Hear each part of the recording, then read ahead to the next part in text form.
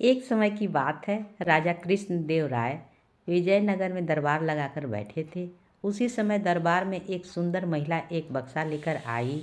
उस बक्से में एक मखमली साड़ी थी, जिसे निकालकर वह दरबार में राजा और सभी दरबारियों को दिखाने लगी। साड़ी इतनी सुंदर थी कि जो भी उसे देखता वह हैरान रह जाता।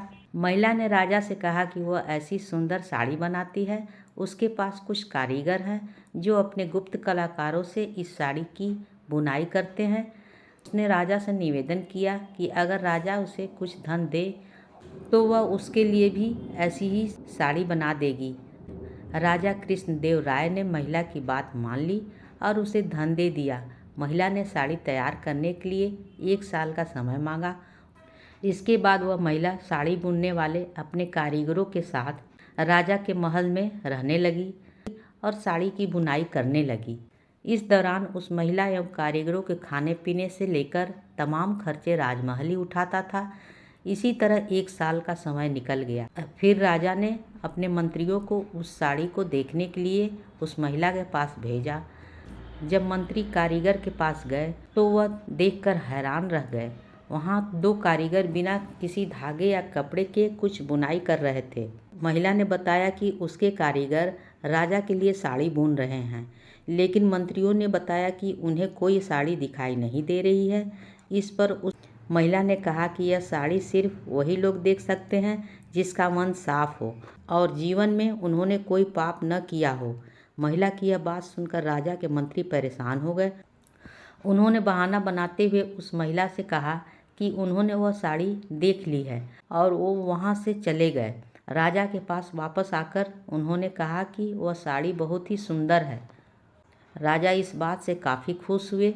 अगले दिन उन्होंने उस महिला को वही साड़ी लेकर दरबार में हाजिर होने का आदेश दिया। वह महिला एक बक्सा लिए हुए अपने कारीगरों के साथ अगले दिन दरबार में आ गई। उसने दरबार में बक्सा खोला और सबको साड़ी दिखाने लगी। दरबार में बैठे सभी लोग बहुत हैरान थे, क्योंकि राजा समेत किसी भी दरबारी को साड़ी नहीं दिखाई दे रही थी। यह देखकर तेनालीराम ने राजा के कान में कहा कि वह महिला झूठ बोला है, वह सभी को बेवकूफ़ बना रही है। इसके बाद तेनालीराम ने उस महिला से कहा कि उन्हें या दरबार में बैठे किसी भी दरबारी को यह साड़ी दिखाई नहीं दे रही है। तेनालीराम की यह बात सुनकर महिला ने कहा कि यह साड़ी सिर्फ उसी को दिखाई देगी जिसका मन साफ होगा और उसने कोई पाप न किया हो। महिला की इस बात को सुनकर तेनालीराम के मन में एक योजना आई। उन्होंने उस महिला से कहा, राजा चाहते हैं कि तुम खुद उस साड़ी को पहनकर दरबार में आओ और सभी को वह साड़ी दिखाओ। तेनालीराम की यह बात सुनकर वह महिला राजा से माफ़ी मांगने लगी। उसने राजा को सब सच सच बता दिया कि उसने कोई साड़ी नहीं बनाई है और सबको मूर्ख बना रही थी। महिला की बात सुनकर राजा को बहुत गुस्सा आया। उन्होंने उसे जेल में डालने की सज़ा सुना दी।